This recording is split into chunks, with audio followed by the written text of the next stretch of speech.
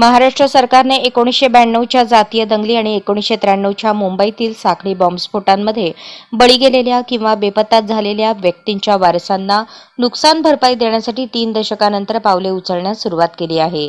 14 मार्च रोजी एक अपील पत्र जारी करत पीडितांच्या नातेवाईकांना महिनाभरात शहर आणि उपनगरातील जिल्हाधिकारी कार्यालयाशी संपर्क साधण्याचे आवाहन केले आहे।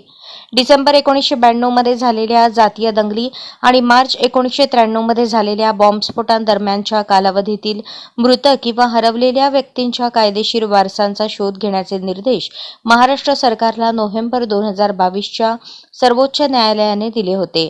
जातीय दंगलीत अंदाजे 900 मृत्यू आणि 168 लोक बेपत्ता झाले होते। तसेच 12 मार्च 1993 रोजी 13 बॉम्बस्फोटांच्या मालिकेत शहराच्या विविध भागांमध्ये 257 जणांचा मृत्यू झाला होता। सुप्रीम कोर्टाच्या निर्णयानुसार राज्य सरकारने 1998 मध्ये दंगल आणि बॉम्बस्फोटांच्या घटनांमधील मृत किंवा बेपत्ता झालेल्या प्रत्येकाच्या कुटुंबियांना 2 लाख रुपयांची भरपाई जारी केली। सरकारने सर्व 900 मृत आणि 60 बेपत्ता व्यक्तींच्या कायदेशीर वारसांना भरपाई दिली असताना उर्वरित बेपत्ता व्यक्तींच्या कायदेशीर वारसांना नुकसान भरपाईचे वितरण करणे बाकी आहे।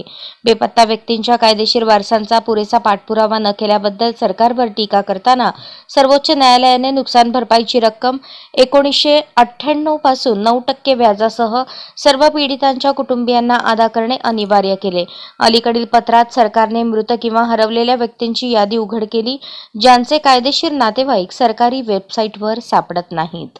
मृत बेपत्ता व्यक्तींच्या कायदेशीर वारसांना याद्वारे सरकारकडून आर्थिक सहाय्यासाठी आवश्यक कागदपत्रे आणि ओळख पुराव्यासह मुंबई शहर आणि मुंबई उपनगर जिल्हाधिकारी कार्यालयाशी संपर्क साधण्याचे आवाहन केले आहे।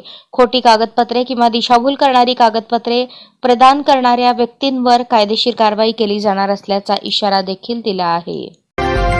आजच स्मार्ट महाराष्ट्र न्यूज चॅनलला सबस्क्राइब करा।